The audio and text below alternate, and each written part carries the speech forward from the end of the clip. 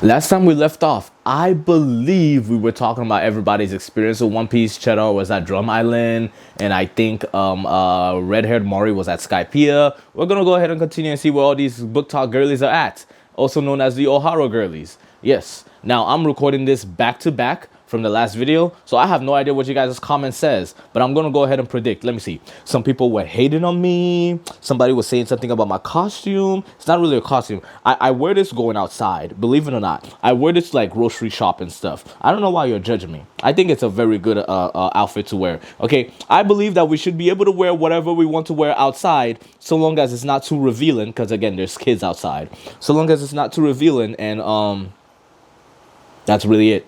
Yeah, I don't care about things being provocative. I think your shirt should say whatever you want it to say. I think you should be able to wear whatever you want to wear. Just don't wear anything too revealing because there's kids outside. But yeah, that's the only thing. So I want to one day live in a world or a country or a state or a city where we could just wear whatever. You don't have to wear costumes only on Halloween. I want to see Buzz Lightyear on a regular Tuesday. I want to see people just wear whatever they want to wear. Just be happy. I want to see people dress up as pirates. You know what I really want to see? You guys remember Yugi Moto from Yu-Gi-Oh? This outfit? I would love to see this outfit. Like someone, like just put on. Do I have to be the one to put on the drip? Yeah, because I will do it. Now, I don't think I have everything that he has. I probably need to like buy belts. Most of my like pants are like joggers and stuff. And like I have like one belt, so I probably will need to like get like some like belts and stuff to be able to do that, right? But still, I want people to be able to wear whatever they want to wear. Just don't wear anything too revealing because, there's kids out there. I just finished the load. We're starting off things immediately amazing. Starting off with Andi. You guys remember Andi? I remember Andi. Let's go ahead and get started and see where Andi is at. I believe she is at Log Town. All right, Andi, show us what you got.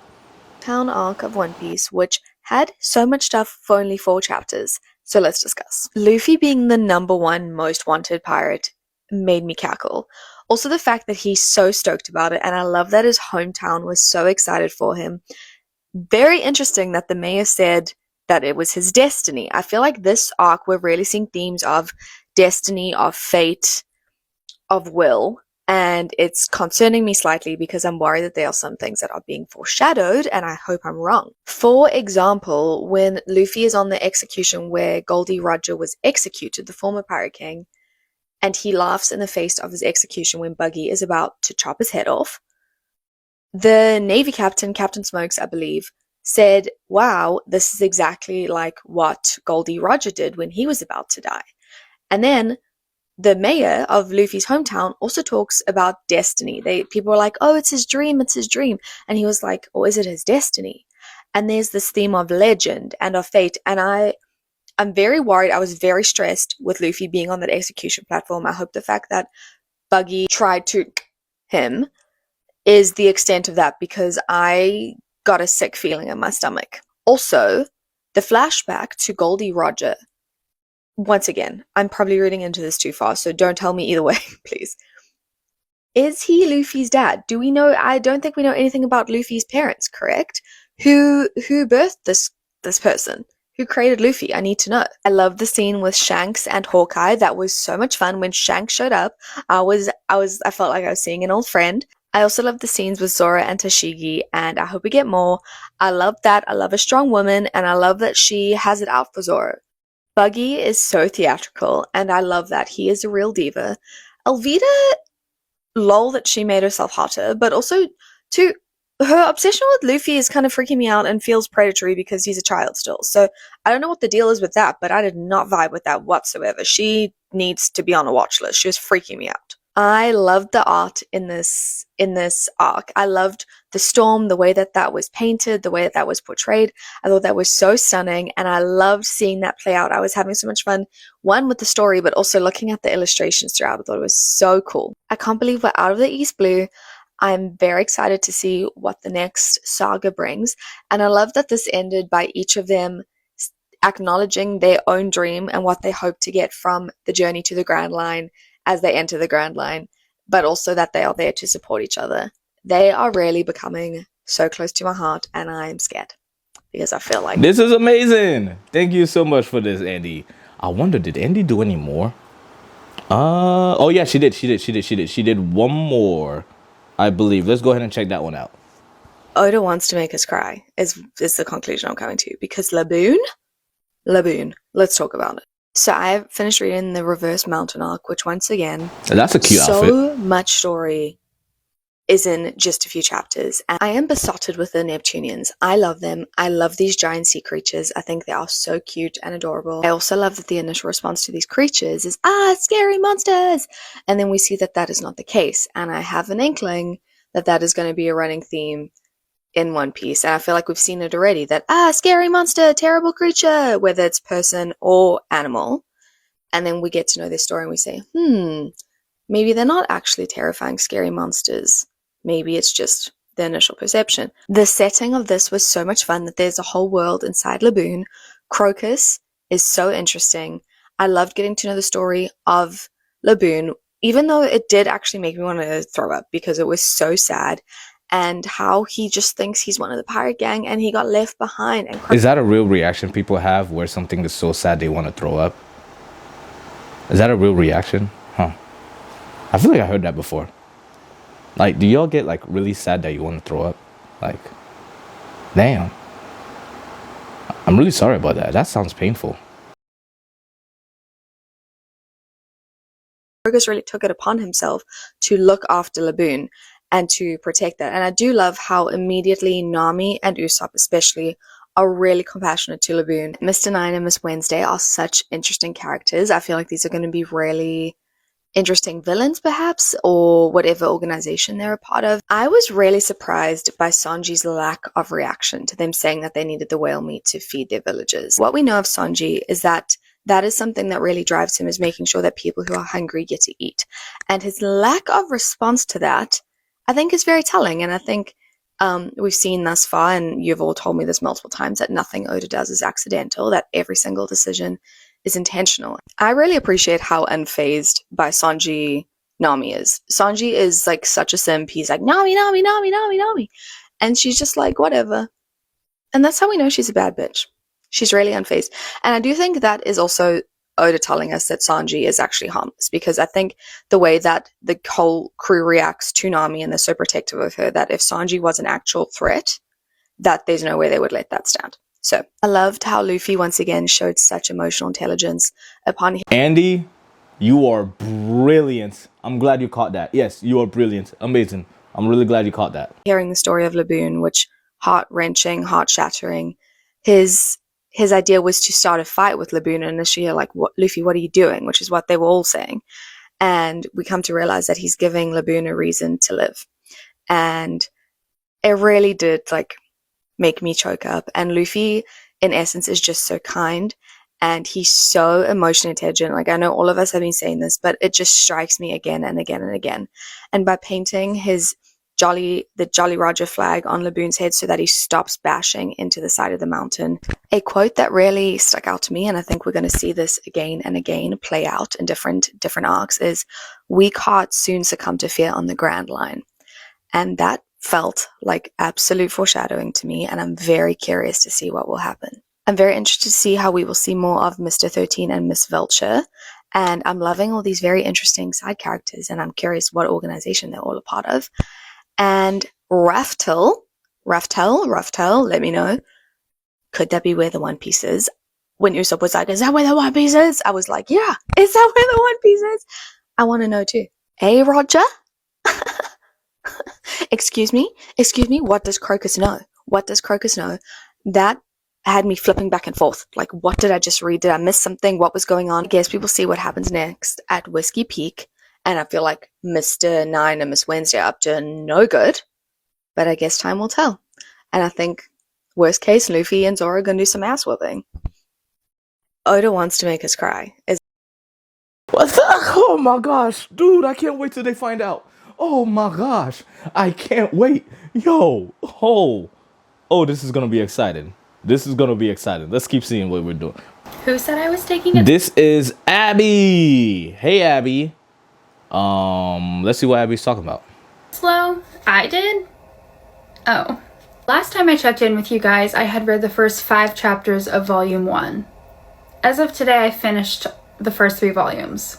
Listen, people were right, okay? People were telling me, you say you're gonna take it slow and then watch, you're going to binge read it. And okay, fine, you're right. I did. I think that's the best way to consume One Piece. So here is my thoughts on volumes 1 through 3. So I still think Luffy is just hilarious. He is so unbothered in so many different scenarios. Like, one thing that just like comes to my mind when I say that, because I just read about it, is Captain Kuro? Yeah. Captain Kuro, is that how you say his name? We just found out that he was the butler of Miss Kaya, which I knew he was suspicious. He was weird. I was thinking that maybe he was making her bedridden, like making her sick, like putting something in her food, which I guess that could still come, I'm not sure, but we just found out that he hired the hypnotist to come her. And so Luffy and, what's the other kid's name? And Usopp are like up on the cliff watching them, like hiding, listening.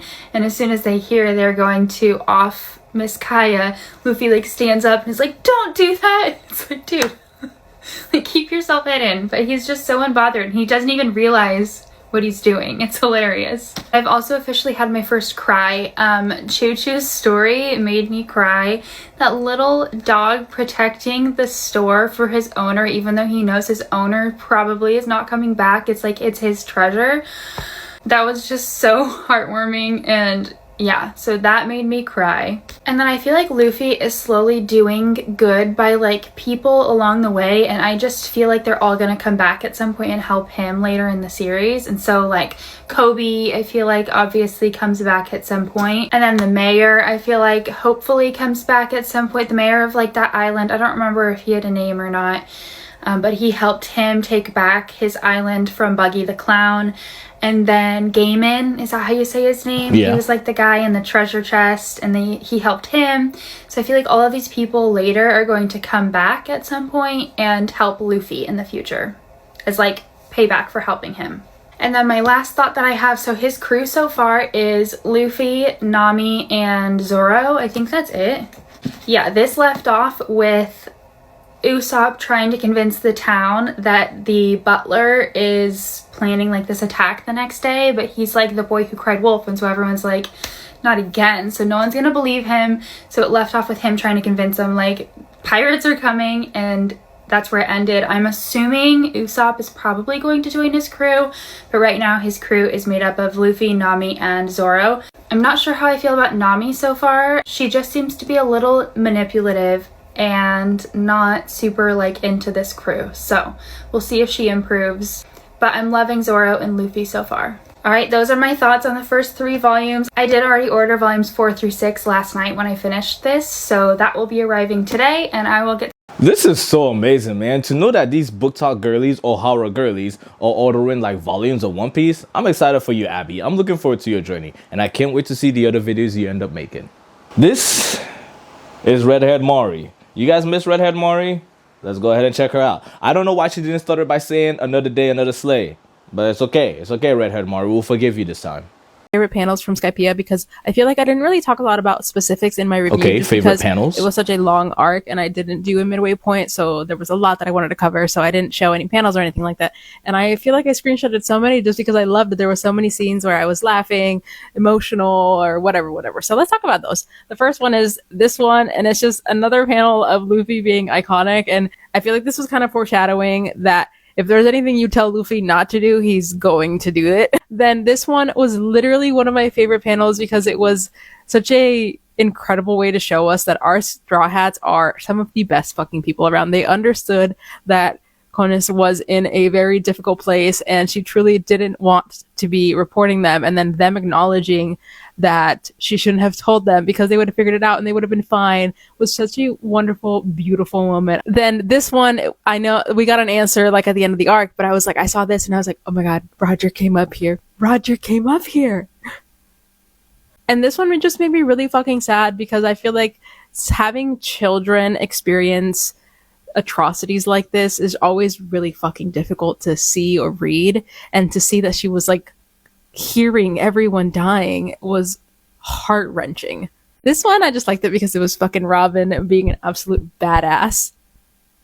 This fucking panel, when I tell you I couldn't fucking breathe, I was laughing so hard. Like his reaction to not getting hit by Eneru's initial like strike truly just it got me. I was fucking laughing. I couldn't. It was amazing. I loved it. And this one, the iconic panel that I have seen in so many comment sections. Yes, I was fucking laughing so hard again. This like shocked me because I feel like it's like kind of Let's go! the first time that we've seen like Luffy like be very serious. Like, yes, he's been serious in past fights, but he usually always follows it up with like something kind of funny or quirky. Like the way that he talks always kind of reflects that like aloofness essentially. And this one was the one where I was like, okay, Luffy, okay, show out. Fucking Sanji being Sanji. I couldn't help but screenshot this just because I was like, really? This made me really emotional, especially when you realize that they never met again, and to see that they had a beautiful send off and could have had even more. Oh, I wanted Nolan and Gogoro to reunite so badly. I loved their friendship. I love their backstory. And then Wiper realizing that this descendant that they're talking about is a descendant of Nolan. Oh my god. And then him like cheering on for Luffy to ring the bell. I'm gonna start crying again because like just that entire sequence was like very, very emotional to see. And like the ringing of the bell really got me. And I'm probably gonna cry when I watch it in the anime because I'm already crying just talking about it. It was really beautiful. Anyways, so those are my favorite panels from this arc. I loved it. I'm currently a couple chapters into Long Ring, Long Land. The Foxy Pirates are really pissing me off. I don't like them. They're really annoying. I've only gotten through like the first race that Nami and team just lost, and I'm like, I'm not liking the results of this so far. So see how far I get tonight. I'm having dinner with my parents. We're getting tacos, and yeah. Okay, bye. Bye. I hope you have a good one. All right. Next person. Let's go ahead and see. I believe this is Sarah. Yeah, I'm going to get copyrighted for this song. It is what it is. It happens. Whatever. Let's keep watching. Built out of stone. Wooden floors, walls, and windows set. Tables and chairs worn by our elders.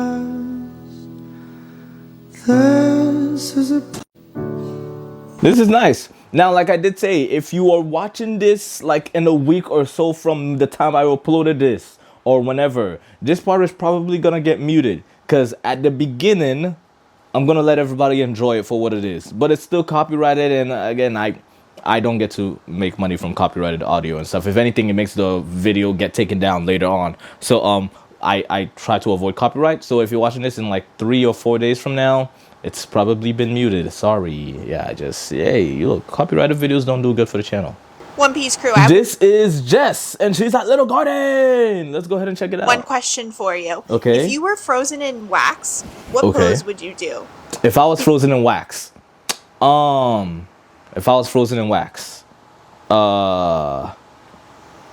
that's a good question. I don't know. What pose would I do if I was frozen in wax? I'm not a Nazi.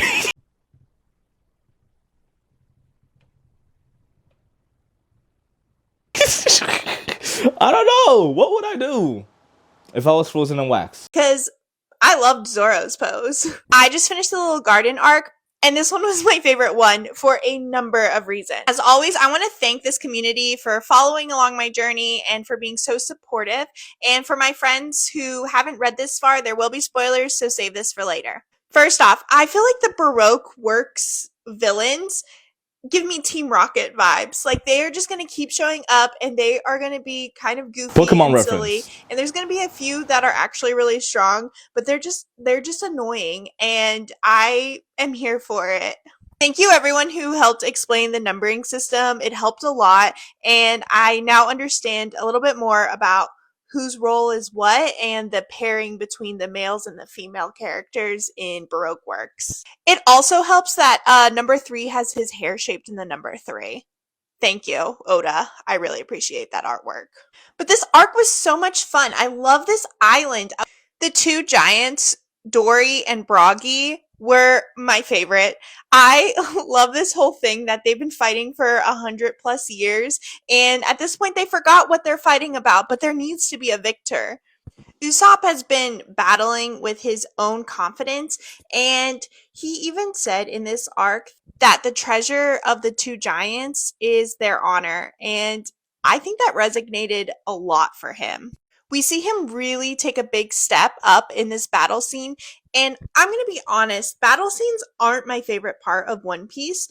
But Just I you really wait. enjoyed this battle scene. First off, it was so unique with the wax and the different types of superpowers that these characters had from the Devil Fruit.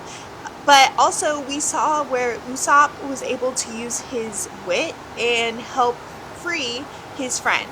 He was the one who realized that, oh yeah, this is wax, and wax melts when it gets hot. And so between Usopp's idea, the duck taking the rope and wrapping it around everything, and then Luffy was able to set it on fire with Mr. 3, I just thought that that was like the perfect way to defeat all of these enemies. I really like how this arc kind of rounded out, because the very beginning of the arc, Nami told everyone to stay on the boat because they were just going to wait out the time for the log pose to reset. And of course, the boys just wanted to go hunting to see who could find the largest game. And they couldn't decide whose was larger at the very end. And then we have the flashback of the giants where they essentially did the same thing 100 years ago. And I just thought that that was a really cool way to kind of show metaphorically how these relationships are between the giants in the past, but also our crew members now today, where yes, they may fight and bicker and all of that, but in the end they truly love and respect one another. I'm kind of sad that they found the log post that would take them directly to Alabasta, because personally I really liked the little garden and I wouldn't have mind spending a year there with our characters. But I'm sure that they are all glad that Sanji was able to trick number 0 into getting the log post that would direct them straight to Alabasta. And I just thought it was really funny that the giants helped them in the end and helped get them there faster. Even though the route that the giants suggested that they take was questionable, it had ended up being in their favor. And that just showed that Luffy trusted these characters after the bonds he formed with them in such a short amount of time. And this honestly has nothing to do with the arc, but every time I see this, I die laughing. I can't get over this. I want to cut it out and frame it and put it on my wall because this is so funny to me. But from my understanding, I have one more arc until I get to Alabasta, so let's see where these characters go to next. Yep, one more arc. Jess, this is amazing. I love reacting to Jess's reactions. Jess is pretty interesting. Jess is amazing. But yes, thank you so much, Jess. Let's go ahead and see who's next. Let's see how much of the syrup arc I can read before my Lexapro kicks in. Alright, starting chapter 22. Nami fixed his hat. And she's like, yeah, don't mess with it. And what does he do? He fucking messes with it.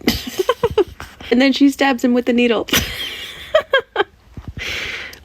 She's like a mom, and her kids are misbehaving. Nami's like, you fucking idiots. You guys don't even have any food or water. What the hell are you doing? She's like, it's an uninhabited island. And he's like, there's no one here. She's like, yeah, I just fucking said that. Meanwhile, Zoro's just napping in the fucking... he's just napping in the little boat.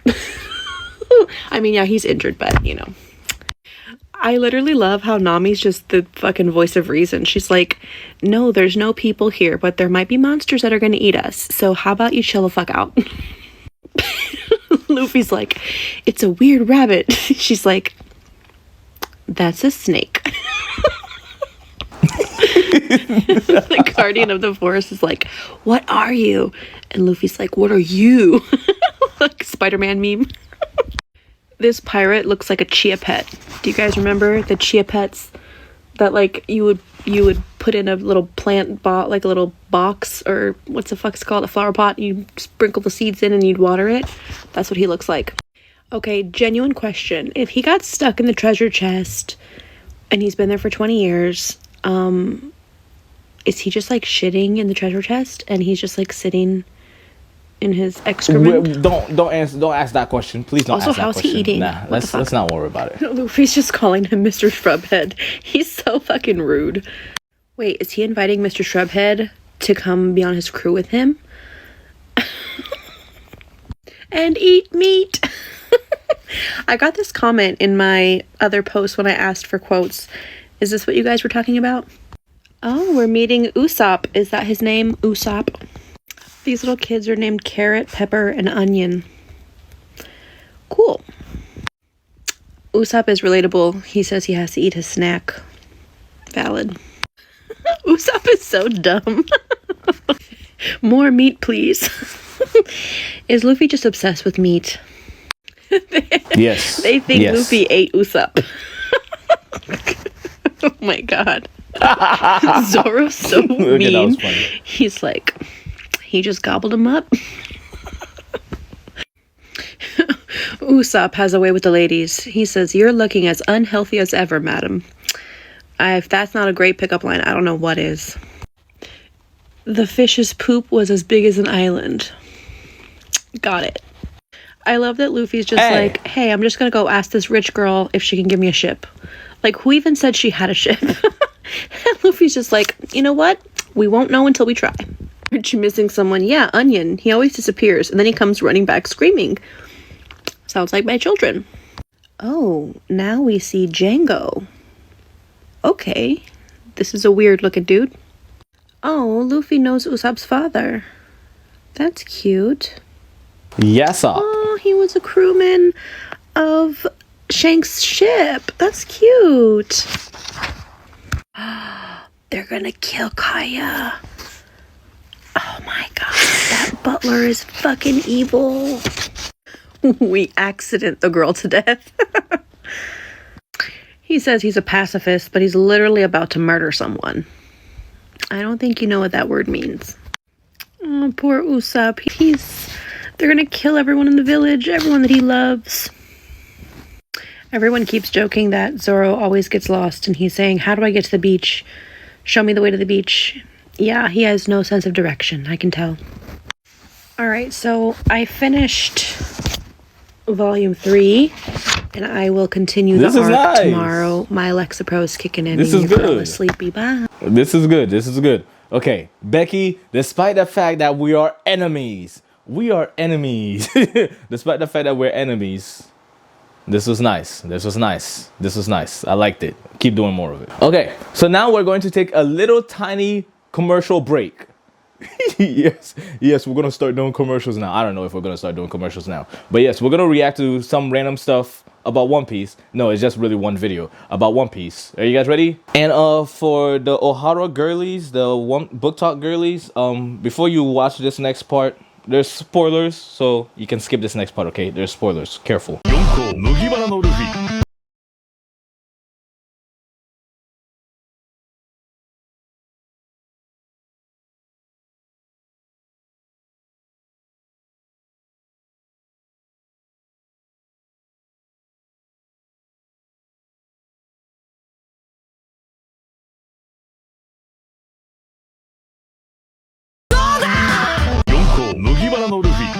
Okay, so you guys remember Sarah? We got Sarah back again, okay? Ladies and gentlemen, Sarah's back. Let's go ahead and check out what Sarah's been doing. Sarah, entice us. She's on Baratier. Backstory wrecked me.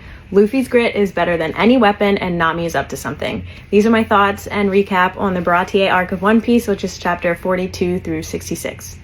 This is also the first time that I took physical notes on what I was reading, because the arcs are getting longer, we're getting more characters.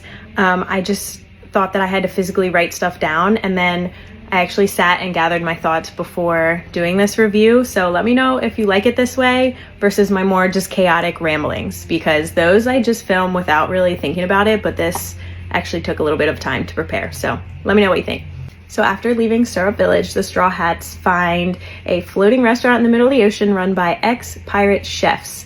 While there, Luffy accidentally damages the restaurant, so he's forced to work to repay his debt. This is where we meet Sanji, the chain-smoking, suave assistant chef with incredible kicks and a big dream of finding the All Blue.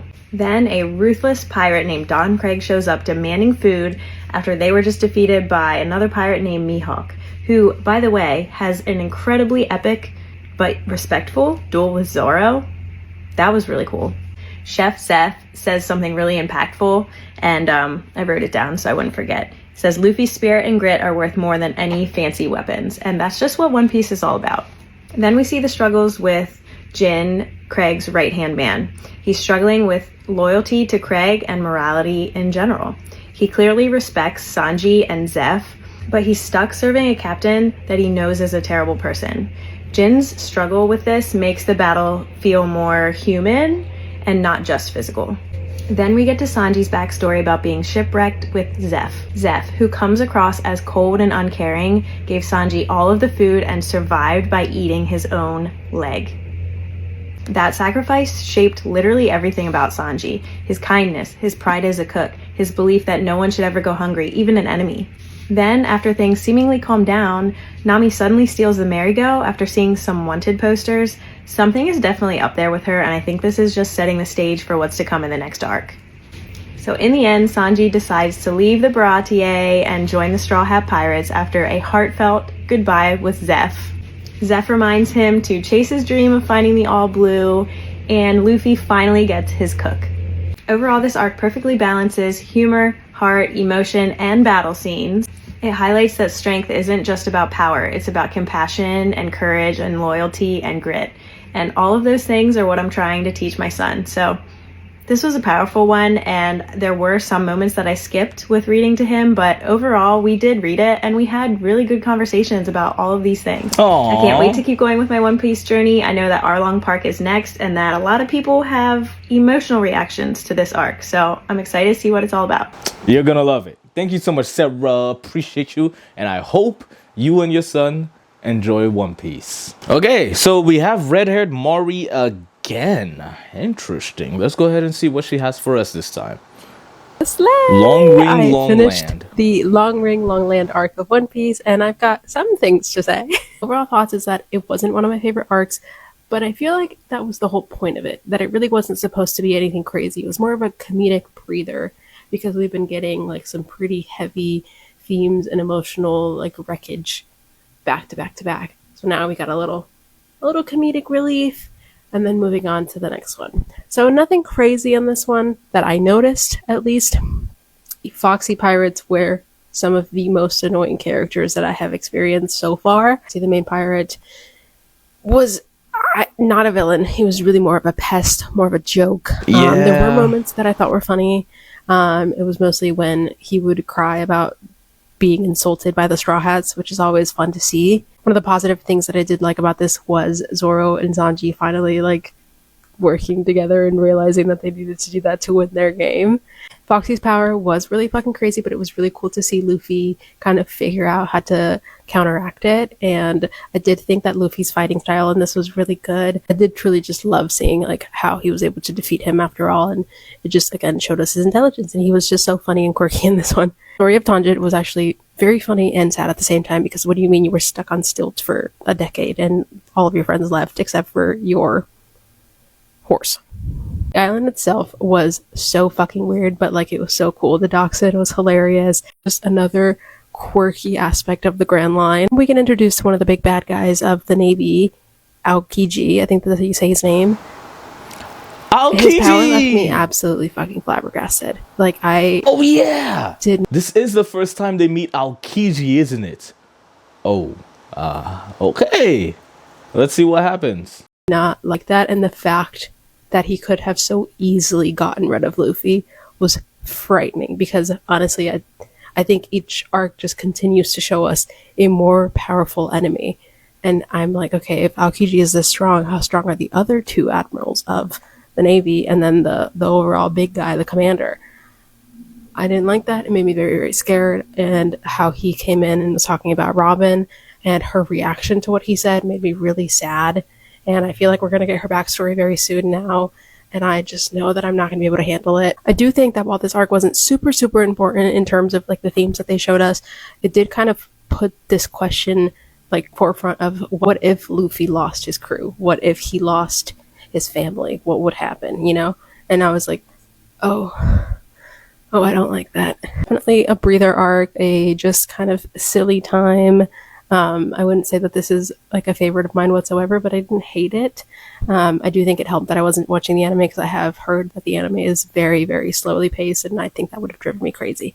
So, a stepping stone to get to where I'm going. I am a couple of chapters into Water 7. I have already sobbed my eyes out. I'm not going to talk about it yet because I will start crying again. But yeah, so I'm going to go keep reading that. I'll probably do a halfway point check-in for that one because it's another long one, but we'll see. We've seen what happened last time I said that I was going to do a halfway point. Okay.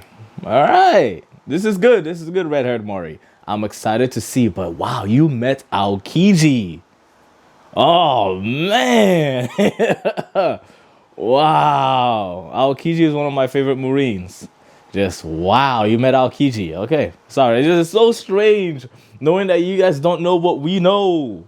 Oh my gosh, man. All right. Okay. So, another red-haired Mori video. Let's go ahead and check this one out. I just needed to say that I haven't been able to pick up Water 7 since I read this panel last night. This is what I look like. And me just thinking about it right now, it makes me really fucking sad. And I'm like so distraught.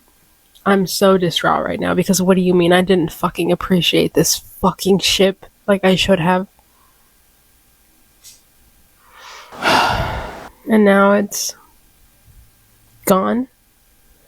What do you mean? Yeah. Okay, I have to stop. Not a review yet, but I just... Yeah. Okay. Thank you for the not a review. Thank you for that, red-haired Mori. But yeah, I look forward to more of your journey. Carla, supposedly the Goldie Roger of the O'Hara Pirates, the O'Hara Girlies, the BookTok Girlies, however you want to call them. O'Hara Girlies, I think is cool. I like O'Hara Girlies. They will understand once they get there. They don't know what that means yet. They'll understand once they get there. Okay, all right. Let's go ahead and see what Carla's been up to. Actually got some answers at Whiskey Peak. I end every single arc with so many questions, and I'm always like, I want to learn more about that person or this thing. And you guys are always like, LOL. So do we. So when I actually got some more background on Baroque Works, I was surprised. The moment we entered Whiskey Peak and I saw the big old welcoming that they got and how our Straw Hats were all being fed their vices, I knew something shady was up. I really loved the focus on Zoro this arc and how he got to take center stage. And I'm enjoying seeing his like relationship with his swords evolve. When he called one of them a problem child, I actually chuckled out loud a little bit. What I found very weird was Zoro's fight with Luffy. Like, yes, I get that it's already been established that Luffy is food motivated and that his food hangover was probably contributing to his poor decision making. But the fact that he went as far as saying that he was going to kill Zoro for his actions just like felt very out of character for Luffy. Luffy often has no idea what's going on, but he's usually able to gauge who is right and who is wrong, and he typically sides with his friends. So I don't know. It's definitely a weird moment.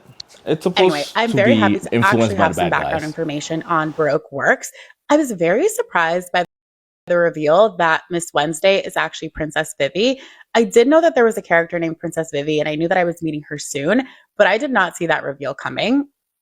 I also really love that the Baroque Works agents living on Whiskey Peak are dynamic characters with a moral compass that compels them to help Princess Vivi because she's their friend. We saw both Mr. Nine and Miss Monday helping her escape, and they're not just these like one-dimensional bad guys who do bad things for the sake of doing bad things. And of course, Igaram sacrificing himself so that Princess Vivi would survive.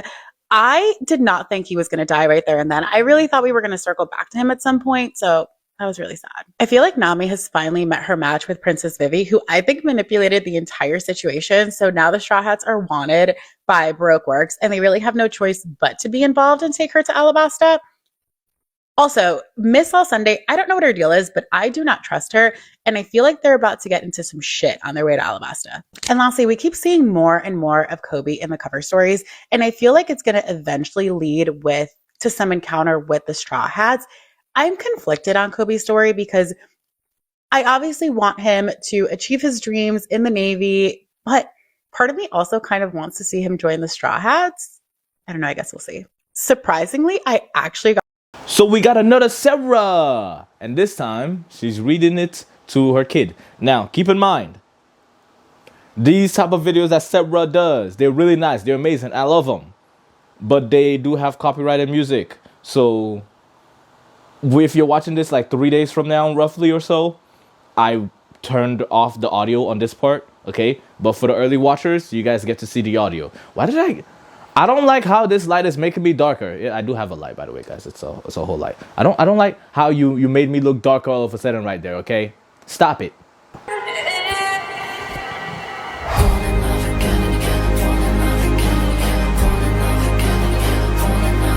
This is amazing, man. Is that Squirtle in the background?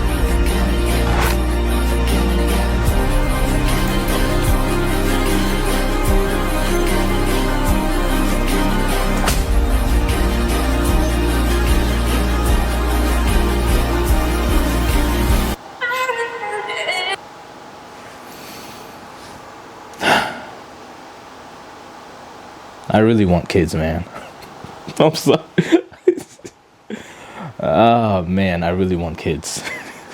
Obviously, I gotta like make sure that my life is planned out well, right? Obviously, like, we can't just jump that gun right there. But wow, man, can't wait to introduce my kids to One Piece. That'll be fun. Okay, so Becky is at Orange Town. Let's see what Becky's been up to. To say, but I'm not sure if I'm gonna love an arc as much as I loved Orange Town. If you didn't watch my reaction video, go watch it, because I was literally giggling the entire time, and I was crying too a little bit because, oh my god, that dog Shoo Shoo, I think that's his name. Oh my god. Anyway, that arc was so much fun. I love the dynamic of Nami and Zoro and Luffy, because most of the time Nami was just like, what the is going on? Because Luffy is, you know, he ate the gum fruit, so he's now kind of rubbery, and Nami didn't know that. Nami, her perspective is just so funny, because imagine like you didn't read Romance Dawn and then you just met Luffy. Like, that's Nami's perspective. Like, skipping Romance Dawn and just jumping right into the story, you would also be like, what the actual fuck is going on here? And Luffy and Zoro are some massive troublemakers, and they just kind of feed off of each other's energy, which is hilarious. And Nami is like the mom trying to wrangle her kids. Classic. And I'm also like really loving the different villains that are coming in. I did not expect that Buggy knew Shanks. I was like, and now we have another person that ate a devil's fruit, but this one is different and has different powers. So I'm thinking there are a lot of different devil's fruits out there, and they each have different like powers and abilities, and these are like tied to, I don't know, maybe, I don't know at this point what they're all kind of tied to, but I know that there's some kind of connection. So for my deep dive, I'm going to be doing a lot of research for that, so stay tuned. My favorite scene was probably when the dog stood in front of the townspeople to let them escape. I really love this arc so much, you guys. Anyway, I will do a deep dive of Orange Town, because there are some things that I really want to say on a much deeper level.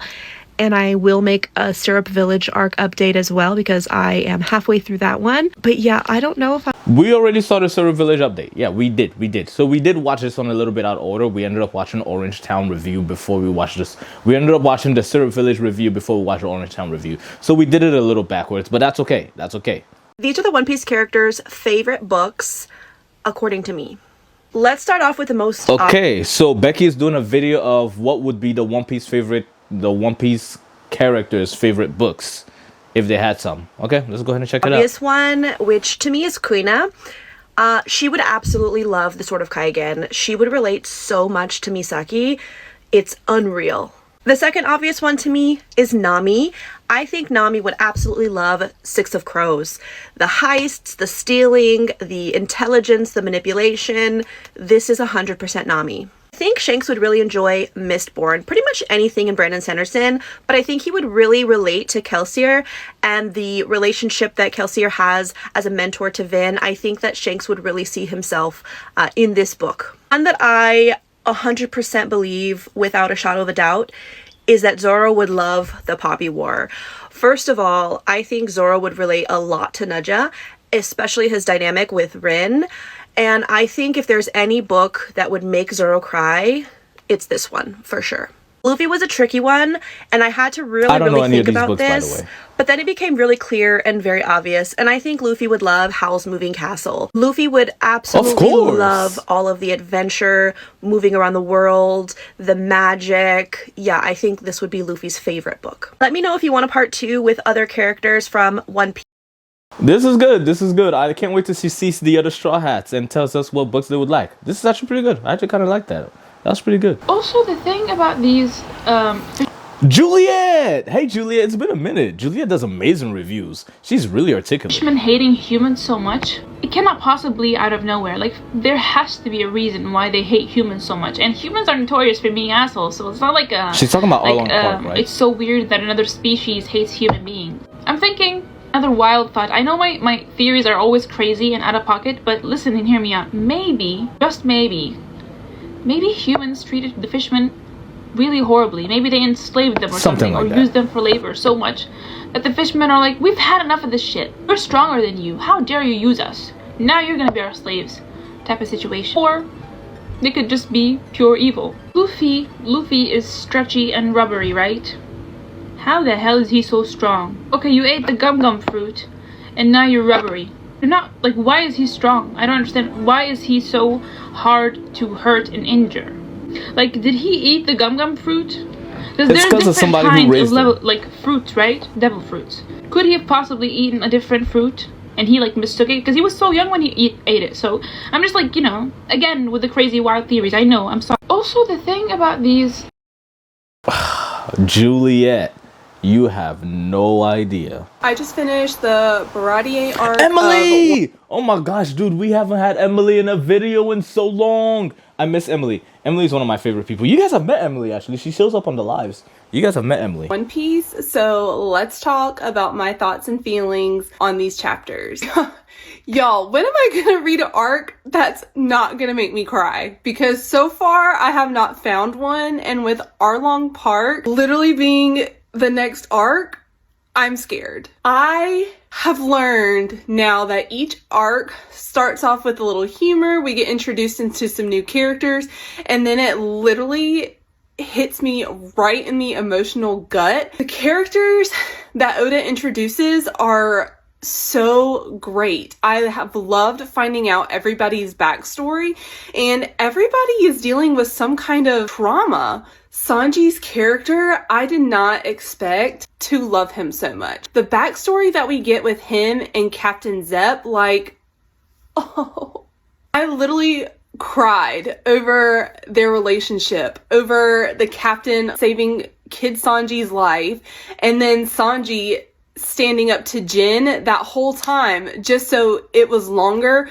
for the Baratier ship to be left standing. I had so much respect for Sanji's character in the beginning when he was showing us that he refuses to let anybody go hungry. It doesn't matter who you are. If you step onto their ship and into their restaurant and you need food, he is going to feed you no matter what. Even if it's going to come and hurt him in the long run, he just can't stand to see anybody go hungry. And when we learn his backstory and learn the reasons why, it just makes it so much more powerful. The fact that him and Captain Zepp survived on an island together for months with barely any food, and the fact that the captain literally gave all of the food to Sanji. He literally cut off his leg and ate it to keep himself alive because he wanted Sanji to have all of the food and didn't tell him. This arc truly surprised me and really caught me off guard. I cannot wait to see what's gonna happen in Arlong Park.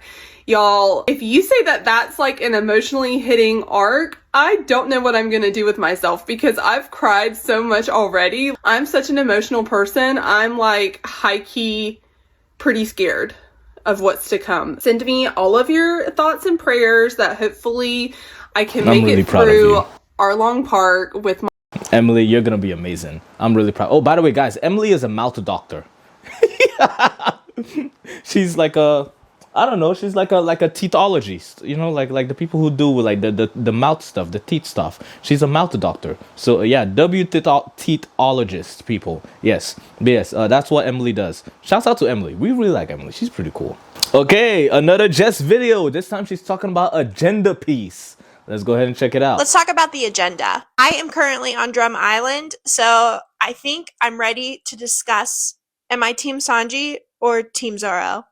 Now, before we get too far into it, go ahead and comment why you think Sanji or Zoro are clearly better than the other one. However, avoid any spoilers beyond Drum Island because I'm not there yet and we can rediscuss in a couple of months. I've been thinking about this a lot, and as someone who played competitive sports growing up in high school, in college, I know there needs to be a clear winner. And although the last arc that I just read on Little Garden showed that yes, they both went hunting in this competition and they both caught a monster that was arguably the same size,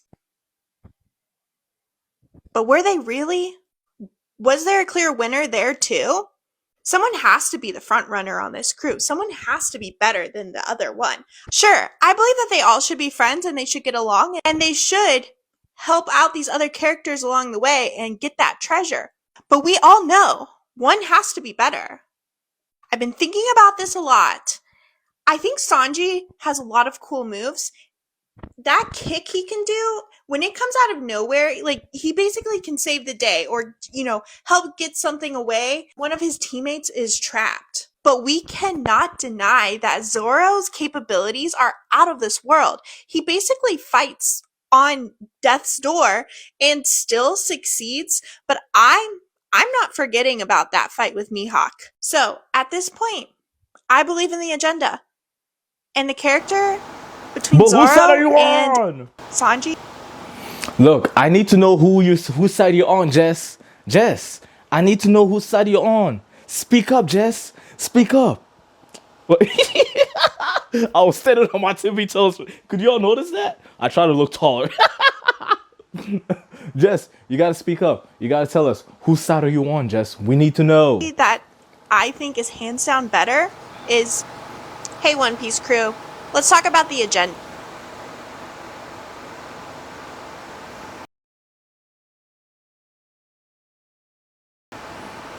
Did you just cock block us? Did you just leave us on a cliffhanger? Did you just on purpose not tell us who you think is better? Did you just purposefully do that? Okay. Watch your back, Jess. Okay. The agenda lives. I'm kidding. Okay. As much as agenda piece is fun, it's regardless of who you like, it's who you like. Okay, it doesn't really matter. But it's just nice. It's just nice, fun banter to have. I feel like this video is just gonna have a bunch of red-haired Maris, huh? Oh my gosh, here comes another red-haired Mari video. Another day, another slay. She stopped saying that. I don't know why. It's bothering me. An arc of One Piece, and I was asked if I had any theories, and I've got a couple that I've written out, and honestly I'm not sure if these are like super off base, so honestly if they are, just don't tell me. I mean, don't tell me anyways. Let's hear her spoilers. theories. But my Water 7 review will be coming later on today or tomorrow, depending on when I have time to film that. But we got the mention of Luffy's grandpa from Aokiji, which I was already having so many questions around his lineage because of the D names, and so I'm wondering if he's either directly related to Roger or if his parents or like family were part of Roger's crew. I don't know.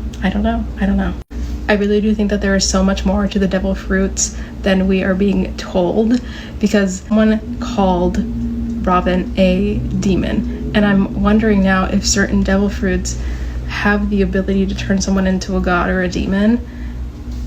I don't know. I feel like there is so much more that you can unlock with these devil fruits, because it doesn't just make sense for them to give you a certain power. I mean, it does, but we've seen Luffy be so fucking strong, and I feel like that shouldn't be just a attribute of the gum fruit.